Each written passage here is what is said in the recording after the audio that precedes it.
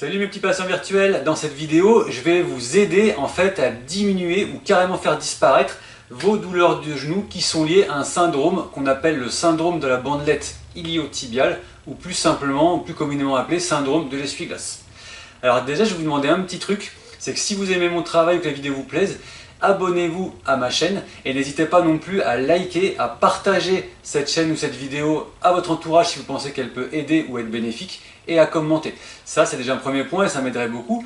Deuxièmement, je me présente pour ceux qui ne me connaissent pas, je m'appelle Cédric, je dirige Corporels et nous sommes spécialistes en fait dans la gestion des douleurs et du stress en entreprise et c'est souvent en fait par ce biais-là que je donne des conseils, des astuces, des exercices pour vous aider en fait à faire disparaître les douleurs que vous pourrez rencontrer au bureau, en télétravail ou dans les autres métiers que vous avez et qui peuvent vous pourrir un petit peu la vie parce que malheureusement les douleurs ne s'arrêtent pas au travail et ça peut avoir de grosses répercussions en fait sur votre quotidien ou sur votre vie sociale. D'ailleurs je vous parlerai d'un petit truc à la fin, n'hésitez pas à rester jusqu'au bout de la vidéo parce que je peux vous apporter quelque chose de très utile. Pour en revenir en fait à notre syndrome de l'essuie-glace, maintenant qu'on a fait connaissance, tout simplement qu'est-ce que c'est un syndrome de l'essuie-glace? En fait c'est un conflit entre un muscle qui s'appelle le tenseur du fascia lata. C'est un muscle en fait qui part de votre bassin et qui chemine tout le long de la partie latérale en fait de votre cuisse jusqu'à la partie externe de votre genou. Et c'est à ce niveau-là en fait, d'ailleurs ce muscle-là, pardon, vous pouvez le voir si vous voulez en médaillon au niveau de la vidéo. Et en fait, le frottement est conflictuel dans sa partie terminale au niveau de la partie externe du genou. Et ce frottement, en fait, c'est pour ça qu'on l'appelle syndrome de la bandelette iliotibiale ou surtout syndrome de l'essuie-glace, parce qu'en fait, le frottement de ce muscle sur le genou donne une impression en fait d'essuie-glace, parce qu'en fait, c'est vraiment lors de mouvements de flexion-extension de votre genou que ce frottement se fait. Et en fait, à terme, ça peut irriter un petit peu le tendon et donc donner une tendinite. Alors donc, qui en est victime de ce syndrome de l'essuie-glace? C'est très simple, c'est très souvent en fait les marathoniens ou les coureurs de fond, mais on peut aussi avoir ça chez les cyclistes ou c'est les gens aussi qui sont un petit peu comme moi. Je ne sais pas si on voit la caméra, mais vous voyez que moi mes genoux ne se touchent pas. Donc j'ai ce qu'on appelle les genoux en genou varum. Donc les genoux un petit peu écartés comme ça. Et chez ces gens-là, en fait, il se peut qu'on provoque un syndrome de la bandelette iliotibiale. Alors qu'est-ce qu'on ressent en fait lorsque on a un syndrome de l'essuie-glace? Vous vous doutez que comme en fait le frottement il se situe au niveau de la face externe de votre genou, c'est à ce niveau-là que vous allez ressentir la douleur. Mais il faut savoir qu'elle peut aussi remonter un petit peu le long de votre cuisse. Et en fait aussi ce qui se passe c'est que vous ressentez en fait la douleur après de longues distances en général, puis après pour des distances de plus en plus courtes et pour des efforts de moins en moins importants, jusqu'à en fait devenir gênante dans votre vie quotidienne et même parfois vous obliger à vous faire arrêter toute activité sportive. Et là c'est le drame mesdames, messieurs. Donc du coup je vais vous donner une petite astuce aussi pour vraiment être quasiment sûr que vous avez ce syndrome de l'essuie-glace. Il y a deux tests qui sont assez simples à réaliser. Il y en a un en fait si vous voulez. Pour prendre un point de repère, quand vous palpez votre genou, à un moment, vous allez sentir une petite ligne horizontale, comme un petit creux. En fait, c'est la séparation entre votre tibia et votre fémur, et donc ça forme l'articulation, une des articulations du genou.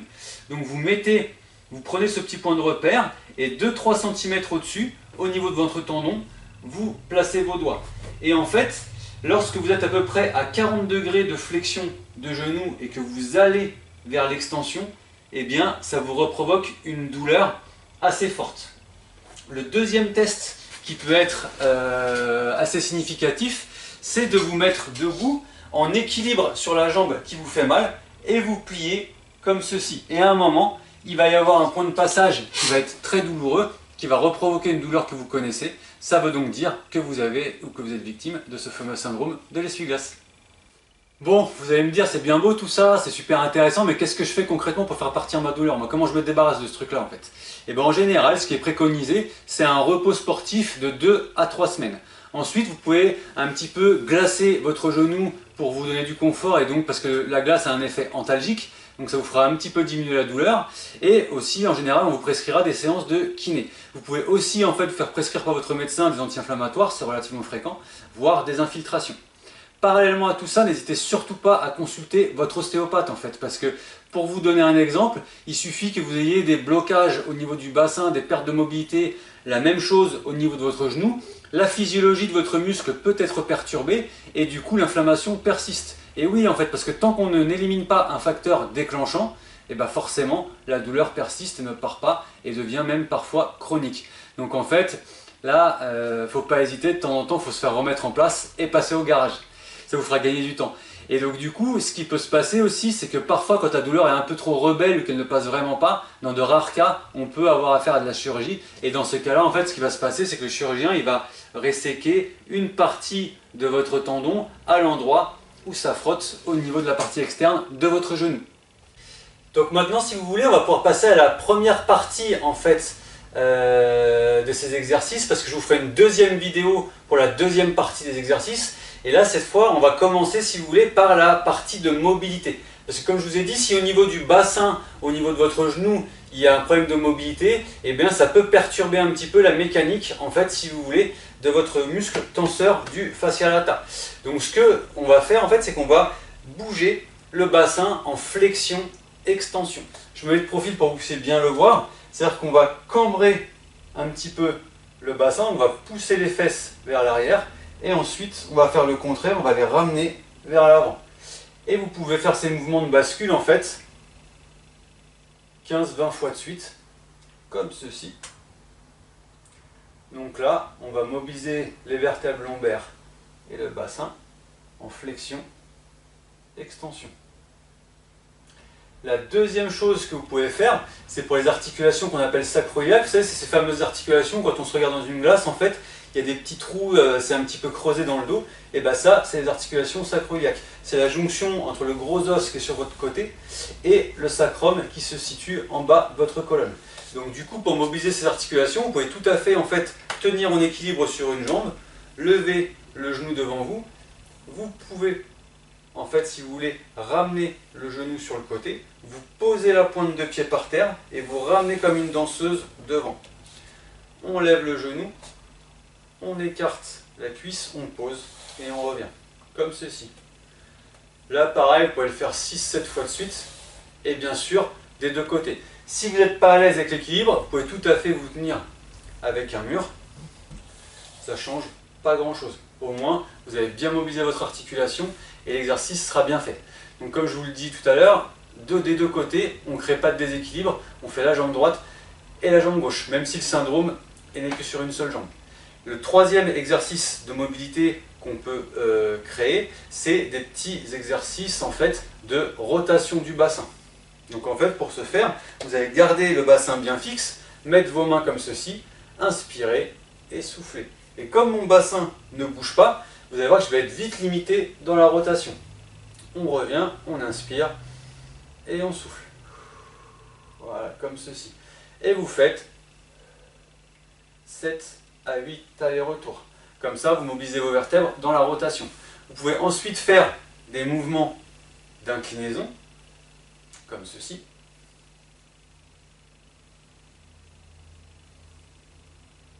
Pareil, vous pouvez le faire 10-15 fois de chaque côté. Et maintenant, ce qu'on va faire, c'est qu'on va passer à la mobilité du genou. Donc on va passer à sa mobilité principale, c'est-à-dire qu'en fait, vous allez faire des mouvements de flexion. Moi, je vais me tenir au meuble, comme ceci, et je vais plier sur mes genoux, remonter, plier, et je vais enchaîner plusieurs mouvements, comme ceci. Ensuite, on peut travailler sur des paramètres un petit peu plus mineurs de la mobilité du genou.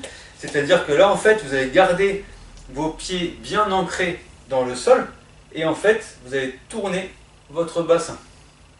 Vous allez sentir une espèce de phénomène de torsion sur vos genoux. Donc, il ne faut pas aller trop loin dans l'amplitude. C'est-à-dire que quand ça fait mal ou quand vous n'êtes pas à l'aise, vous n'allez pas plus loin dans l'amplitude et vous manipulez comme ça. En fait, ça va avoir pour effet, si vous voulez, de mobiliser votre fémur, donc c'est l'os principal, donc le seul os même de la cuisse, qui va venir bouger en fait en rotation au-dessus de votre tibia, qui est l'os principal de la jambe.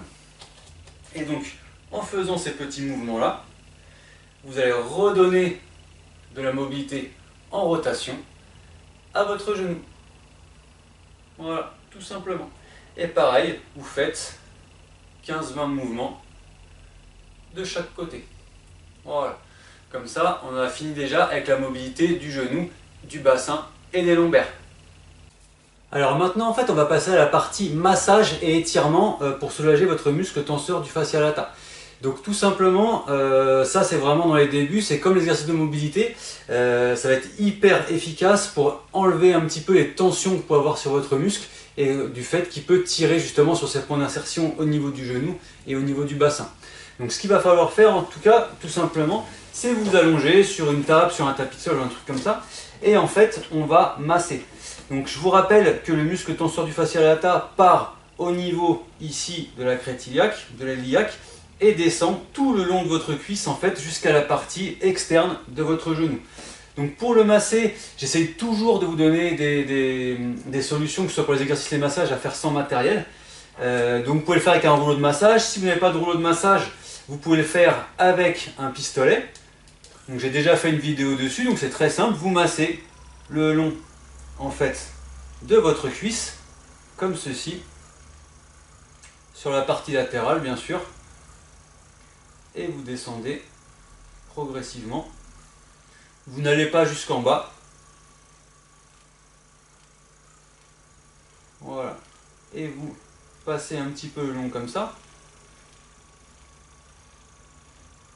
Voilà. Je vous rappelle, j'avais déjà fait une vidéo spécifique sur l'utilisation du pistolet de massage. Si vous n'en avez pas, c'est ce que je vous disais en fait, c'est que moi j'essaie toujours de donner des solutions sans matériel. Donc là, ce qu'on va faire, on va user l'huile de coude, on va le faire avec nos mains. Donc ce que je vous conseille d'utiliser, en fait, c'est la paume. En fait, le bas de la paume de votre main, en fait, vous serez beaucoup plus puissant et surtout, vous aurez beaucoup moins mal à la main en faisant ça.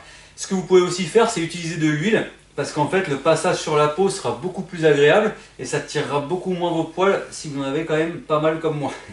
Donc du coup, on va prendre la partie basse de la paume de la main et on va tirer comme ceci, par à coup, vers le bas. On remonte et on tire comme ceci.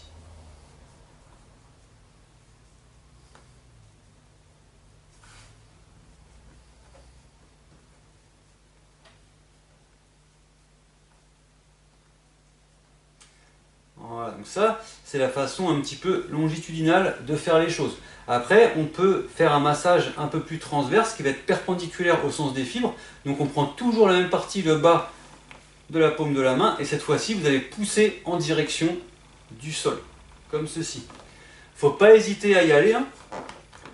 Vous rentrez, vous pénétrez dans les tissus. Ça peut provoquer une légère douleur, mais en général, c'est quand même très supportable. Et franchement, ça peut même être assez agréable à force. Voilà, c'est pas que je suis sadomaso, mais effectivement, à force de masser, le muscle va commencer à se détendre. Et du coup, la sensation de massage va être beaucoup plus agréable. Donc, vous pouvez masser comme ceci plusieurs fois par jour, comme vous voulez, pendant 2 à 3 minutes. Voilà pour ce qui est du massage. Maintenant, je vais vous montrer les différents étirements. Voilà, donc du coup, on est paré pour la partie étirement. Donc, je vais vous montrer plusieurs étirements. Je vais vous montrer des étirements spécifiques aux muscles tenseurs du fascia lata et aux muscles moyens fessiers. Je vais vous montrer aussi les étirements pour le muscle psoas. Donc du coup, on va vraiment étirer tous les muscles qui sont de la partie antérieure de la cuisse et de la partie latérale et qui peuvent avoir une influence effectivement sur votre syndrome de l'essuie-glace. Donc du coup, pour étirer spécifiquement le tenseur du fascia lata et le moyen fessier, vous pouvez vous allonger donc, soit sur une table, soit sur le bord de votre lit. En fait, vous allez vous mettre allongé sur le côté, vous pliez légèrement la jambe qui est contre la table pour protéger vos vertèbres lombaires. Et du coup, vous laissez tomber dans le vide votre jambe qui est au-dessus. Le fait que la jambe contre la table garde un petit appui contre la jambe qui est au-dessus, ça va éviter à vos lombaires de partir trop fort en rotation et donc de vous faire mal au dos. Et là, vous pouvez me croire, avec le grand bras de levier qu'il y a avec la jambe, je sens vraiment en fait la tension spécifiquement sur mon bassin et sur le côté de ma cuisse. Donc vous restez comme ceci pendant 20 à 30 secondes et vous faites 4 à 5 séries de chaque cuisse, même la cuisse qui n'a pas le syndrome de la bandelette iliotibiale. Ensuite, on peut étirer le muscle psoas. Donc le muscle psoas, je vous rappelle, c'est un grand muscle qui est responsable en fait de la flexion de votre cuisse sur votre bassin. Il a d'autres rôles, mais c'est un peu plus... celui-ci, c'est le rôle principal. Et en fait, pour protéger encore une fois votre dos, on va garder cette jambe-là pliée. On va se décaler, on va se placer en diagonale par rapport à notre lit ou à notre table. On va attraper le genou pour créer de la flexion au niveau des lombaires. et le reste de la jambe va tomber dans le vide. Et là, du coup, vous allez sentir en fait une tension au niveau de la partie haute et antérieure de votre cuisse. C'est le muscle psoas qui se met en position d'étirement, donc sous tension. Voilà, comme ceci. Et pareil, vous restez 30 à 40 secondes dans la position, 4 à 5 séries, et effectivement, vous alternez. Oui, pour me relever, je pousse sur mon genou et je fléchis mon tronc pour ne pas mettre mes lombaires en rotation, ou si vous préférez, vous vous remettez sur le côté et vous vous relevez comme ceci. Ça, c'est comme vous préférez. Je vous montrerai un autre étirement pour le psoas. Si vous n'avez pas de table ou si vous ne pouvez pas le faire sur votre lit, que ce n'est pas pratique, je vous montre ça tout de suite. Alors là, on reste sur les étirements. Donc là, on va refaire un étirement pour le muscle psoas. Donc du coup, si on veut étirer le muscle psoas droit, on va se placer en position chevalier servant comme ceci. C'est-à-dire que votre jambe, elle ne va pas être tout à fait à 90 degrés de flexion, elle va être un petit peu plus élevée. Et donc du coup, vous allez avoir votre bassin qui va regarder naturellement sur le côté. Donc nous, on va recentrer le bassin pour être vraiment tout droit. Et une fois qu'on a fait comme ceci, on va pencher en fait le bassin vers l'avant en gardant le dos droit et en essayant de reproduire en fait l'angle de 90 degrés avec la jambe. Et là, vous allez sentir en fait, comme lors de l'étirement précédent si vous voulez, la tension sur votre muscle psoas.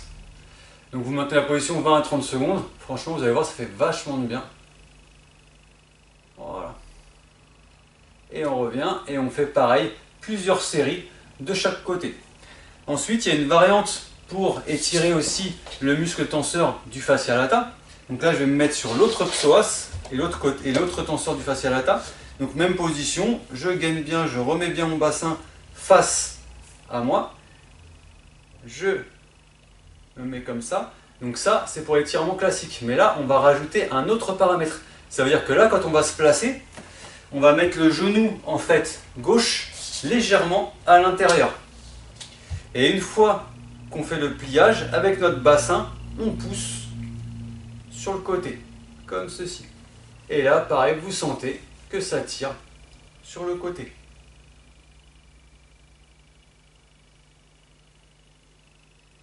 Voilà, et on maintient la position comme ceci.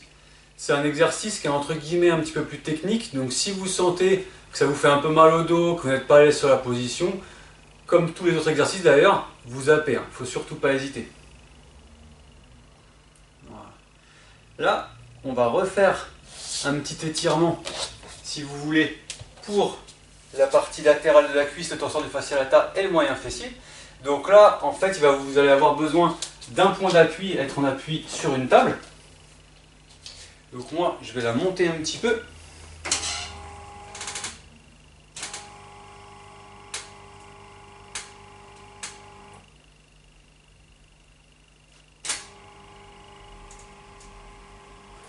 Voilà, une fois qu'elle est à la bonne hauteur, en fait, si vous voulez, vous allez croiser la jambe à étirer de ce côté-là, soit vers l'avant, mais c'est un peu plus simple de le faire vers l'arrière. Parce que du coup, vous pouvez aller beaucoup plus loin dans l'amplitude. Et en fait, avec le tronc, vous vous tenez bien droit et vous faites comme si vous voulez vous incliner à droite. Et là, effectivement, vous allez sentir que ça tire le long de la cuisse. Et vous maintenez la position 20 à 30 secondes.